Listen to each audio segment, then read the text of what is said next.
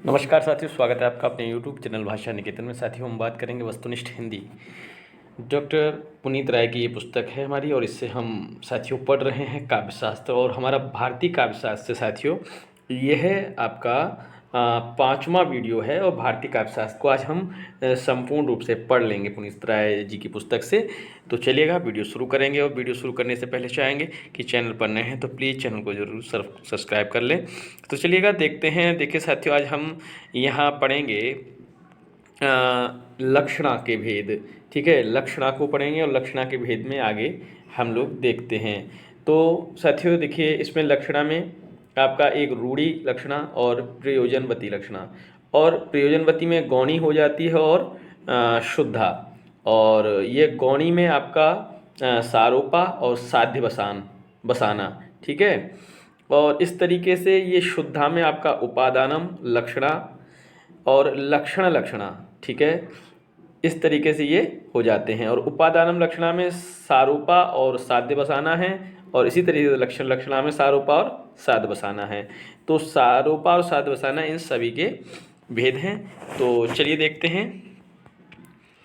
अब देखिए, जब रूढ़ी के आधार पर लक्षणा की जाए, जब रूढ़ी के आधार पर लक्षणा की जाए या मुख्यार्थ को छोड़कर लक्ष्यार्थ को ग्रहण किया जाए तो कौन सी लक्षणा होगी? तो रूढ़ी लक्षणा होगी। जब किसी अभिप्राय विशेष या प्रयोजन के आधार पर लक्षणा की जाए तो कौन सी होगी? प्रयोजनवती होगी। जब प्रयोजन के आधार पर की जाएगी तो प्रयोजनवती। और यहाँ मुख्यार्थ को छोड़कर लक्ष्यार्थ को ग्रहण किया जाए तो आपकी रूढ़ी लक्षणा होगी। लक्षणा के मुख्य आपके भेद हैं तो रूढ़ी लक्षणा, प्रयोजनवती लक्षणा। लक्षणा के कुल कितने भेद माने जाते हैं? 12। किस लक्षणा को अभिधा पुच्छभूता कहते हैं? रूढ़ी लक्षणा को अभिधा पुच्छभूता कहते हैं। किस आचार्य ने लक्षणा के 80 भेदों का उल्लेख किया है? विश्वनाथ ने। ठीक है,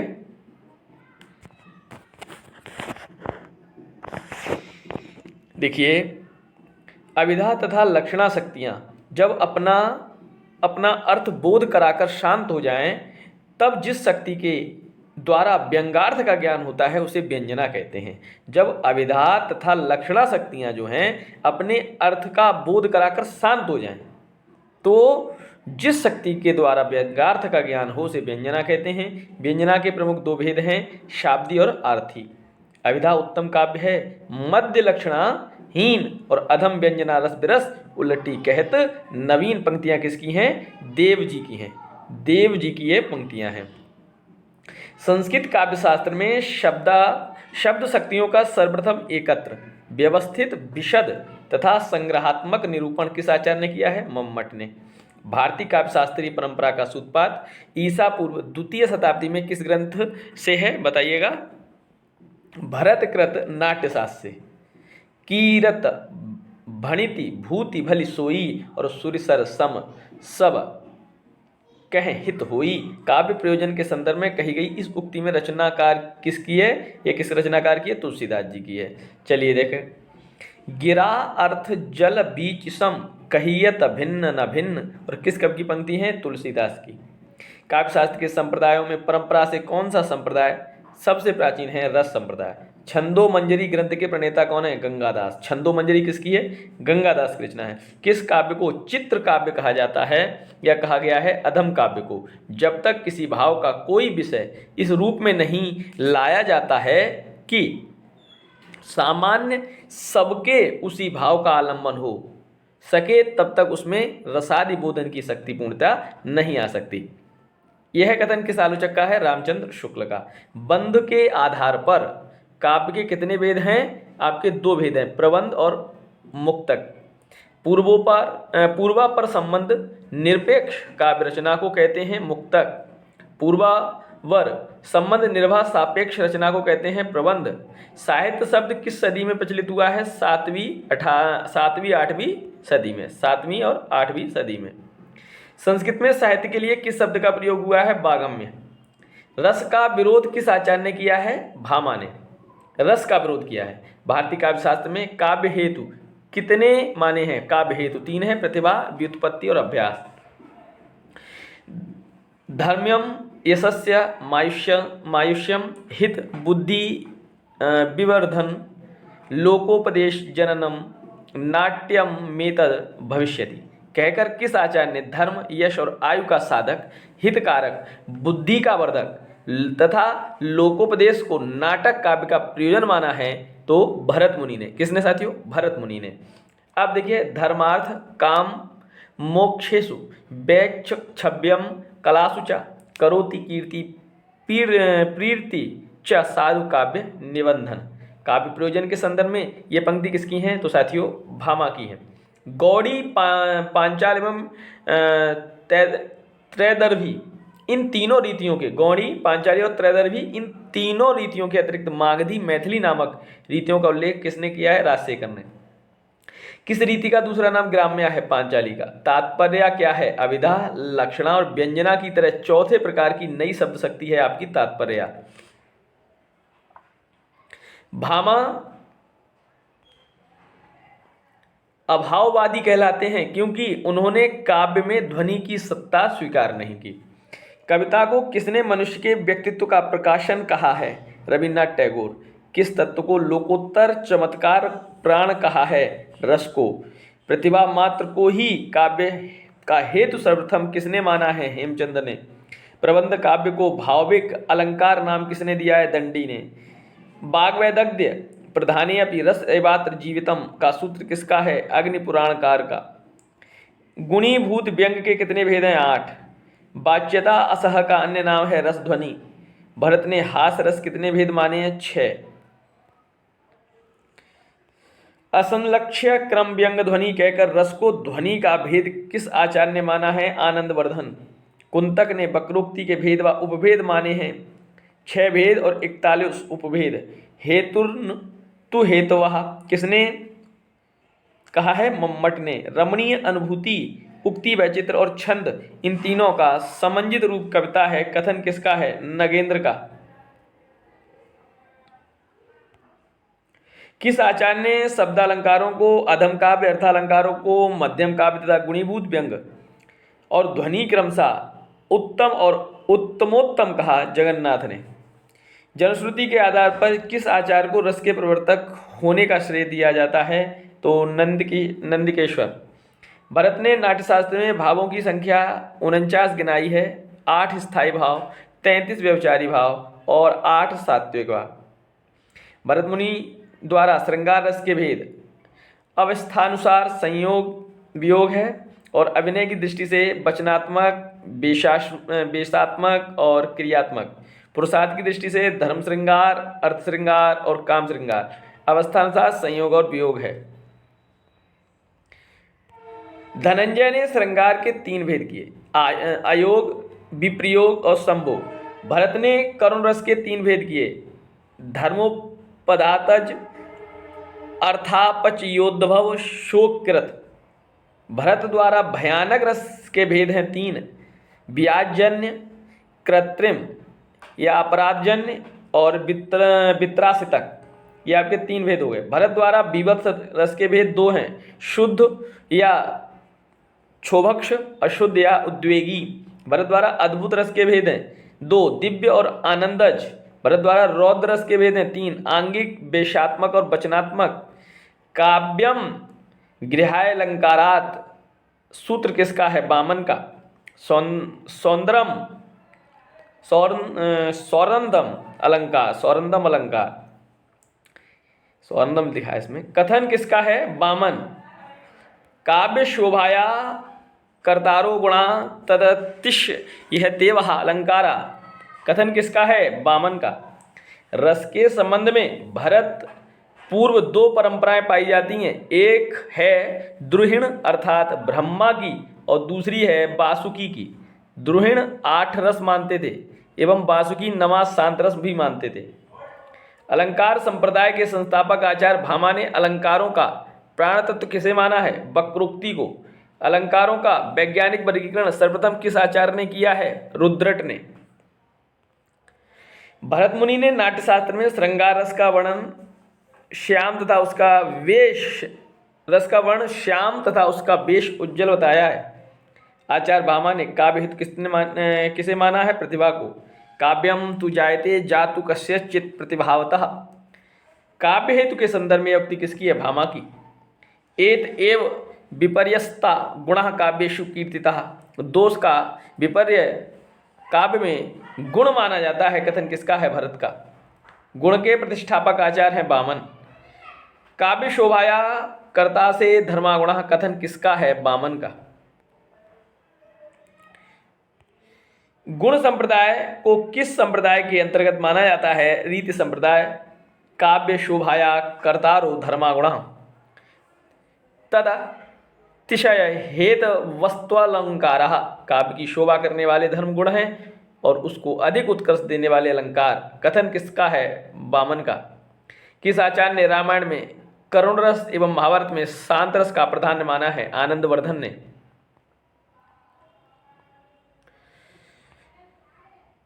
रसेनैव जीवति सर्वम काव्यम। काव्य रस के द्वारा ही जीवित रहता है, काव्य रस के द्वारा ही जीवित रहता है, कथन है आचार्य अभिनव गुप्त का। किस आचार्य का कथन है कि संसार में जो कुछ पवित्र, उज्ज्वल और एवं दर्शनीय है वह श्रृंगार के भीतर समाविष्ट हो सकता है? भरत मुनि। श्रृंगार रस को रसराज माना है कार्य व्यापार की व्यापकता के कारण। भामा ने रस को अलंकार के अंतर्गत रखा और रस संबंधी रसवत, प्रेयस तथा ऊर्जस्वी नामक 3 अलंकारों का वर्णन किया। ये अलंकार क्रमशः रस भाव तथा उनके आभास की अवस्थाएं हैं। सर्वप्रथम किस आचार्य ने रस को अलंकार के अंतर्गत रखकर रस संबंधी, रसवत, प्रेयस, ऊर्जस्वी नामक 3 अलंकारों का वर्णन किया है? भामा। किस आचार्य ने गुणों को शोभा कर धर्म, अलंकारों को शोभा वर्धक तथा रस को गुणों की कांति कहा है? वामन। सर्वप्रथम किस आचार्य ने रसालंकारों में समाहित को स्वीकार किया तथा नाट्य में शांत रस की प्रतिष्ठा की? उद्भट। किस ध्वनि विरोधी आचार्य ने न्याय सिद्धांत के आधार पर रस की अनुमिति का सिद्धांत प्रतिपादित किया और ध्वनि के स्थान पर काव्यानुमिति की प्रतिष्ठा की? महिम भट्ट। भरत मुनि के रस सूत्र के प्रथम व्याख्याता भट्ट लोलट के रस विवेचन का सैद्धांतिक आधार मीमांसा। रस सूत्र के व्याख्याता आचार्य में उनका सैद्धांतिक आधार। भट्ट लोलट आचार्य हैं सिद्धांत उत्पत्तिवाद, आरूपवाद, दार्शनिक पीठ का मीमांसा। शिशंकुक अनुमतिवाद और न्याय दार्शनिक पीठ का। भट्टनायक भुक्ति और भोगवाद सांख्य दार्शनिक पीठ का और अभिनव गुप्त के अभिव्यक्तिवाद शैव दार्शनिक पीठ का है। ग्रंथ लेखक संगीत रत्नाकर सारंगदेव 13वीं शती, रसायन वासुदाकर सिंह भूपाल 14वीं शती, रस प्रतीपकार प्रभाकर 16वीं शती। रस को 2 वर्गों सुख कारक दुख कारक में बांटकर किन आचार्यद्वय ने करुण, भयानक, बीभत्स और रौद्र को दुख कारक तथा शेष को सुख कारक माना? रामचंद्र और गुणचंद्र ने। नवरस नामक ग्रंथ के लेखक हैं बाबू गुलाब राय। रस कलश नामक ग्रंथ के लेखक हैं अयोध्या सिंह उपाध्याय हरिऔध। सर्वप्रथम किस आचार्य ने रस को काव्यात्मा घोषित किया? विश्वनाथ। द्विधा भिन्नम स्वभावोक्ति वक्रोक्ति चेति वागम्य। अर्थात वागम्य के 2 भेद हैं, स्वभावोक्ति तथा वक्रोक्ति। कथन किस आचार्य का है? दंडी। भामा के समान किस आचार्य ने वक्रोक्ति को अतिशयोक्ति का पर्याय मानते हुए उसे समस्त अलंकारों के मूल में स्वीकार किया है तथा वक्रोक्ति को लोक सीमांति वर्तनी विवक्षा कहा है? दंडी। विश्वनाथ ने वक्रोक्ति को माना है शब्दालंकार। यदि हम साहित्य को जीवन की व्याख्या माने तो आलोचना को उस व्याख्या की व्याख्या मानना पड़ेगा। कथन किसका है? डॉक्टर श्याम सुंदर दास। प्रतिभाग्यस्य हेतु व्युत्पत्तिभ्यासाभ्याम संस्कार्या। कथन किस आचार्य का है? हेमचंद। हेमचंद प्रथम आचार्य हैं जिन्होंने तीनों काव्य हेतुओं प्रतिभा, व्युत्पत्ति और अभ्यास में से केवल प्रतिभा को, जो कि व्युत्पत्ति और अभ्यास के द्वारा परिष्कृत होती है, काव्य का हेतु माना। प्रतिभायस्य हेतु व्युत्पत्त्यभ्यासाभ्याम संस्कार्य। शक्ति कवित्वबीज संस्कार रूप। कथन किस आचार्य का है? मम्मट। सा प्रतिभा काव्य घटनानुकूल शब्दार्थोपस्थितिया। काव्य रचना के अनुकूल शब्द का अर्थ को प्रस्तुत करने की क्षमता को प्रतिभा कहते हैं। कथन किस आचार्य का है? जगन्नाथ। गुरुपदेशाध्येतुम शास्त्रम जड़धियोप्ल्यम काव्यम तु जायते जातु कस्यचित प्रतिभावते। शास्त्र पठन तो गुरुपदेश द्वारा जड़ बुद्धि के लिए भी संभव है, पर काव्य निर्माण के लिए प्रतिभा अपेक्षित है। कहकर सर्वप्रथम किस आचार्य काव्य हेतुओं के संदर्भ में प्रतिभा की अनिवार्यता घोषित की? भामा। रुद्रट तथा कुंतक ने काव्य हेतुओं की संख्या मानी है 3। शक्ति, व्युत्पत्ति, अभ्यास। नैसर्गिकी प्रतिभा, निर्मल शास्त्रज्ञान और अमंद अभियोग अभ्यास को काव्य हेतु किस आचार्य ने माना है? दंडी ने। किस आचार्य ने प्रतिभा को एक आवश्यक हेतु माना है, किंतु इस तथ्य को भी उद्घाटन किया है कि प्रतिभा शक्ति के बिना भी किन्हीं अवस्थाओं में से व्युत्पत्ति और अभ्यास के आधार पर काव्य रचना संभव है? दंडी। किन आचार्यों ने प्रतिभा को काव्य का हेतु और व्युत्पत्ति तथा अभ्यास को प्रतिभा का हेतु माना है? हेमचंद, भागवत द्वितीय और जयदेव जगन्नाथ।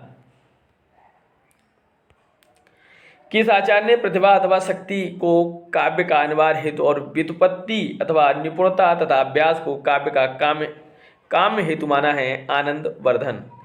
रमणीय अनुभूति, उक्ति व चित्र और छंद, इन तीनों का समन्वित रूप ही कविता है। रसात्मक शब्दार्थ की काव्य है।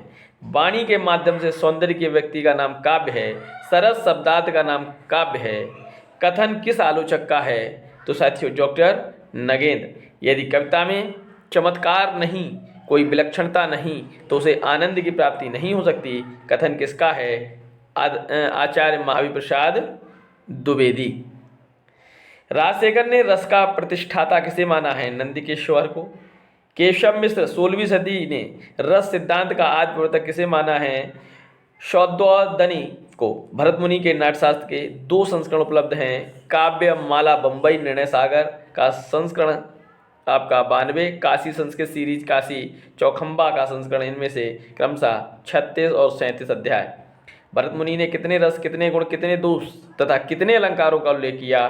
तो भरत मुनि ने रस 8, 10 गुण, 10 दोष और 4 अलंकार बताए हैं। नोट कर लें साथियों ये सब चीजें। मुक्तम लोक स्वभावेन रसैश्चा सकलई पृथक, उक्ति किस आचार्य की है? भामा की। शब्दार्थ सहित काव्यम। काव्य की इस परिभाषा में दोष है अति व्याप्ति दोष। अब देखिए साथियों, अलंकार में हम प्रत्येक अलंकार को पढ़ेंगे, तो सबसे पहले हम बात करेंगे यमक अलंकार। जहाँ एक शब्द भिन्न भिन्न अर्थों में से अधिक बार प्रयुक्त हो, वहाँ यमक अलंकार होता है। माने एक शब्द भिन्न भिन्न अर्थों में एक से अधिक बार प्रयुक्त होता है। जैसे के की, रव की, नूपुर ध्वनि सुन, जगती, जगती की, मूक प्यास, महादेव वर्मा। तो यहाँ जगती शब्द की आवृत्ति में यमक है। प्रथम जगती की क्रिया है जगना, और द्वितीय जगती माने पृथ्वी है, तो यहाँ पर आपका यमक अलंकार हो गया। अगला देखिए, श्लेष क्या कहता है कि जहाँ ऐसे शब्दों का प्रयोग जिनके एक से अधिक अर्थ हों, वहाँ श्लेषालंकार होता है। जैसे रहमन पानी राखिए, बिन पानी सब सून। यह पानी है ना, इस पानी का पानी गए न उबरे मोती मानुष चून। यहाँ देखिए पानी का अर्थ पहले के लिए चमक है, दूसरे के लिए मनुष्य की प्रतिष्ठा है, और यहाँ पर चून के लिए जल है। तो यहाँ पानी का अर्थ तीनों का अलग अलग है। वक्रोक्ति का अलंकार देखिए, जहाँ श्लेष अथवा काकू कंठ ध्वनि को बदलकर से कहने वाले कथन का सुनने वाला दूसरा ही अर्थ करे, वहाँ वक्रोक्ति अलंकार होती है। जब आप पिता के वचन पाल सकते हैं, तब माँ की आज्ञा भरकर टाल सकते हैं। यहाँ द्वितीय पंक्ति में काकू द्वारा नहीं टाल सकते हैं, यह अर्थ होता है। यहाँ वक्रोक्ति है, ठीक है, घुमावदार कोई कथन कहा जाए, ठीक है। अब देखिए, जहाँ उपमा अलंकार किसी प्रकार की समानता के कारण एक वस्तु दूसरी वस्तु से समान कही जाए, वहाँ आपका उपमा अलंकार के 4 भेद। उपमेय, जिस वस्तु का वर्णन किया जाता है उसे उपमेय। उपमान, किसी वस्तु के लिए जिस वस्तु की समता दी जाती है उसे उपमान। साधारण धर्म, जिस विशेषता के कारण उपमेय और उपमान में समता दिखाई जाती है। और वाचक शब्द, जिन शब्दों के द्वारा उपमेय उपमान के मध्य आप हम कहें तो समानता सूचित की जाती है, तुलना की जाती है, वहाँ वाचक शब्द। सा, इव, तुल्य, लौ, सदृश, सम, ज्यों, जैसे, जिमि, समान, इमि आदि उदाहरण। ये पीपर, पात, सरेस है ना, ये सब किसमें आए? पीपल का पत्ता और मन, तो मन उपमेय हो गया, पीपल का पत्ता उपमान हो गया, सरिस वाचक शब्द हो गया, और डोलना दोनों की है, मन भी डोलता है, पीपल का पत्ता, तो डोलना आपका साधारण धर्म हो गया। यहाँ मन उपमेय है, पीपल का पत्ता उपमान है, सरिस वाचक शब्द है, डोला साधारण धर्म है, अतः यहाँ उपमा अलंकार हो जाएगा। चलिए देखते हैं रूपक। रूपक उपमेय में उपमान का आरोप रूपक कहलाता है। रोमावली की सरसैया में अर्थात रोमावली रूपी सरसैया। भ्रांतिमान जहाँ भ्रांति सादृश्य के कारण एक वस्तु को दूसरी वस्तु मान लेना ही भ्रांति है। नाक का मोती अधर की कांति से, बीज दाड़िम का समझकर भ्रांति से, देखकर सहसा हुआ शुक मौन है, सोचता है अन्य शुक कौन है ना। नाक में जो मोती है वो अधर की माने ओंठ की जो लालिमा है उससे क्या है चमक रहा है, तो वो क्या समझता है उसको, जो बीज दाड़िम माने अनार का बीज समझ के, जो शुक माने तोता है उसको समझता है कि यह यहाँ पर भी कोई एक तोता है ना, तो अन्य कोई शुक है उसको ऐसा समझता है। यहाँ उर्मिला की नाक और मोती में अनार का दाना पकड़े हुए शुक का भ्रम घर के पाले हुए सुख को हो रहा है। संदेह यहाँ सत्यासत्य का ठीक निश्चय न होने पर उपमेय का उपमान के रूप में वर्णन किया जाए, जैसे विरह है अथवा यह वरदान। यहाँ विरह और वरदान में निश्चय नहीं हो पाता अतः संदेह अलंकार है। भ्रांतिमान और संदेह में अंतर है कि भ्रांतिमान में भ्रम को सत्य मान लिया जाता है, जबकि संदेह में सत्यासत्य निश्चय या निश्चित नहीं हो पाता। अब देखते हैं उत्प्रेक्षा, जहाँ उपमेय प्रस्तुत और उपमान अप्रस्तुत रूप में संभावना की जाए, जैसे मनु मानो जनु जानो मानो जानो इव खलु आदि, जैसे वह देखो वन के अंतराल से निकले मानो, है ना, जनु जानो मनु मानो, इस प्रकार के शब्दों का वाचक शब्दों का आते हैं। तो ये साकेत की पंक्तियां हैं। अतिशयोक्ति में क्या है, बड़ा चढ़ाकर बात कही जाएगी। जहाँ लोक सीमा का उल्लंघन करते हुए अर्थात बहुत बड़ा चढ़ाकर प्रस्तुत किया जाए, वहाँ जैसे पड़ी अचानक नदी पार, घोड़ा कैसे उतरे पार, राणा ने सोचा इस पार तब तक चेतक था उस पार, तो माने सोच ही पाए तब तक चेतक ने पार कर दिया है नदी को, तो यहाँ बड़ा चढ़ाकर बात कही गई है। अब देखिए प्रति वस्तुपमा, माने जहाँ उपमेय और उपमान वाक्यों में एक ही साधारण धर्म विभिन्न शब्दों से कहा जाए, वहाँ प्रति वस्तुपमा अलंकार होता है। लसत सूर सायक धनुधारी, रवि प्रताप सन सोहत भारी, यहाँ पहला उपमेय वाक्य, दूसरा उपमान वाक्य है। दोनों में शोभना एक साधारण धर्म लसत सोहत इन दो शब्दों से कहा गया है, अतः यहाँ प्रति वस्तु उपमा होगा। दृष्टांत में देखिए, जहाँ उपमेय और उपमान में बिंब प्रतिबिंब भाव हो वहाँ दृष्टांत अलंकार होता है। जैसे एक म्यान में दो तलवारें कभी नहीं रह सकती हैं, किसी और पर प्रेम नारियां पति का क्या सह सकती हैं। यहाँ एक म्यान में दो तलवारों का रहना वैसे ही असंभव है जैसे एक पुरुष का दो नारियों पर अनुरक्त रहना। इस प्रकार यहाँ दोनों वाक्यों में बिंब प्रतिबिंब भाव है, यहाँ दृष्टांत अलंकार है। अब देखिए निर्दर्शना अलंकार, जहाँ दो पदार्थों में भिन्नता होते हुए भी उपमान के द्वारा उनके संबंध की कल्पना की जाए, वहाँ निर्दर्शना अलंकार होता है। जैसे मैं मृग मीन मृनालन की छवे, दास उन्हीं अखियान में देखो, माने यह मृग मीन आदि उपमानों की छवि का आंखों उपमेय में आरोप किया गया है, अतः निर्दर्शना अलंकार है। समासोक्ति अलंकार, जहाँ समान विशेषणों के द्वारा प्रस्तुत माने उपमेय से ही उपमान अप्रस्तुत का विज्ञान कराया जाए, वहाँ समासोक्ति अलंकार होता है। जैसे पीली पड़ निर्वल कोमल कृष्ण देह लता कोमलाई, और विवसना लाज में लिपटी सांसों में शून्य समाई। चांदनी के प्रस्तुत वर्णन से विशेषणों की समानता का कारण पांडुवर्ण क्षीण काय किसी कोमल नारी की प्रतीति होती है, अतः समासोक्ति है। विभावना अलंकार देखिए, कारण और कार्य के संबंध में चमत्कार पूर्ण कल्पना, और अर्थात कारण के अभाव में कार्य की उत्पत्ति। कारण अभाव कारण नहीं है लेकिन कार्य फिर भी हो रहा है वहाँ, जैसे बिनु पद चले सुने बिनु कान, बगैर पाँव की चलना बगैर कान के सुनना। कारण पैर और कान, अभाव में भी सुनना और मतलब चलना, ये सब क्या है, विभावना अलंकार। विरोधाभास, दो वस्तुओं के मध्य क्या है, विरोध न रहने पर भी विरोध की प्रतीति, विरोधाभास अलंकार। मूक गिरवर के मुखरित ज्ञान, या मूक गिरवर का ज्ञान मुखरित है ना, विरोधाभास है। जब मूक में है तो ज्ञान कैसे मुखरित हो सकता है, इसलिए है विरोधाभास। विशेषोक्ति, कारण के रहते हुए भी कार्य का ना होना, विशेषोक्ति अलंकार। अब छूटता नहीं छुड़ाए रंग गया हृदय है ऐसा, आंसू से धुला निखरता यह रंग अनोखा ऐसा। यहाँ छुड़ाने पर भी रंग के नहीं छूटने के कारण होते हुए भी कार्य का अभाव अर्थात विशेषोक्ति अलंकार है।